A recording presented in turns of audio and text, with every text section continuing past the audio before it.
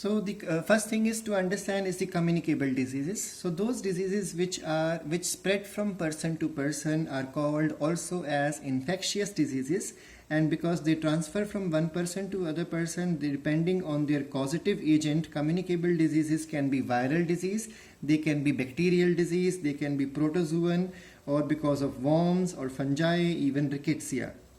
And then communicable diseases are of two types, one with the direct transmission, the other with the indirect transmission. So those communicable diseases or infectious diseases which spread through the simple contact with the infected person are called as contagious diseases, or that means there is a direct transmission from person to person, from a diseased person to disease carrying person to a normal healthy person. So pathogens are directly transferred to the human without intermediate agents, and this can be done by this can occur by the bite of an animal, contact with the soil, through placenta, droplets, infection by the sneezing, coughing, spitting, talking to a disease carrying person, or because of the spitting, coughing of a person who is just next to you, sitting next to you, sneezing next to you and having infection, contact between infected person and the healthy person. So these are the direct methods of transmission. Now, what are indirect transmission methods? Pathogens are carried to the human body through some intermediate agent. So some agent would be there. It occurs through the arthropod, so that means maximum time insects would be there. So arthropod vectors include mosquitoes, flies, vehicle borne through the agents like water, ice, food, blood or other biological products. Airborne also possible like wind, spray, dusts, and even through unclean hand, as well as the fomite borne through the contaminated articles. So all of these methods are indirect transmission. So these transmission occur with the help of air, water, food. So this may easily include cholera, it may include the worm infections, and some of these diseases are transmitted with the help of the vectors. And vector-borne diseases examples you can consider as best example malaria, even hepatitis, varieties of hepatitis are there, even plague also, because we all know plague is carried by the flea, and flea is on the body of the rats or mouse, so rodents around us. Now communicable diseases are of various types, so they can be viral, but first we will be discussing the bacterial, because we will go according to the sequence of NCERT, so that there would be parallel online class material as well as the WhatsApp, whatever I am uploading there. So in NCERT, the first disease discovered are discussed are the bacterial diseases. So there is a list which I have written here. You may go through it and completely learn all these causative agents or bacteria. So cholera is caused by Vibrio cholerae. Remember, scientific names are supposed to be underlined. I have left it because otherwise the spellings will not be clear to you.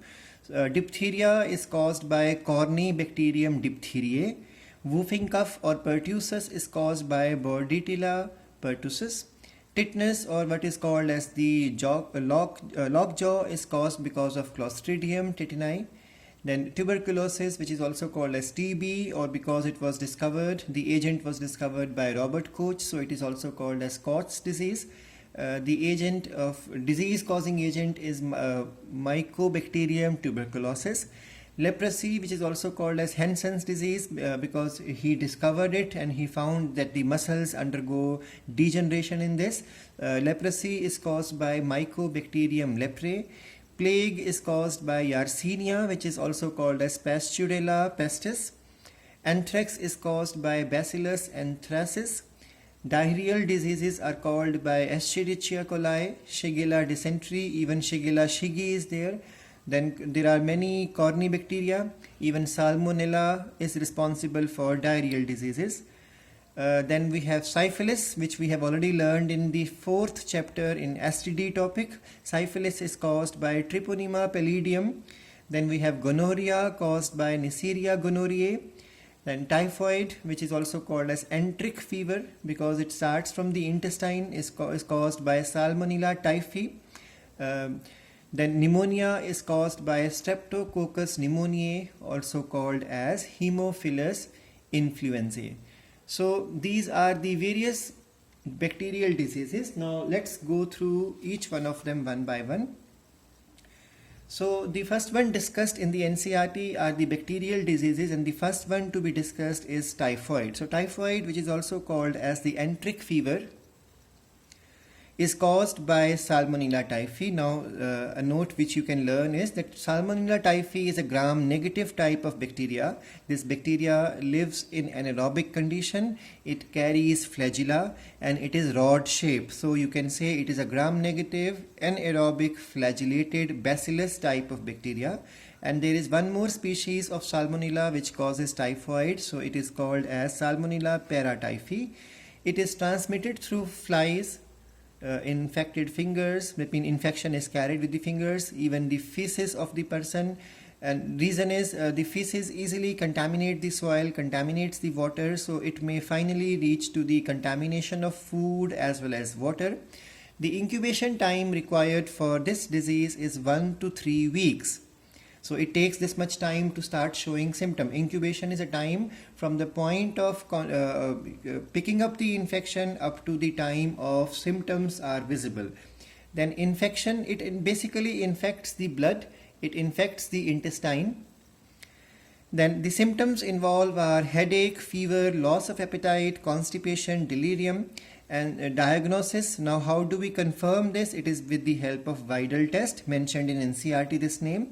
And treatment of this disease is with the help of antibiotics as well as a vaccine called as TAB vaccine.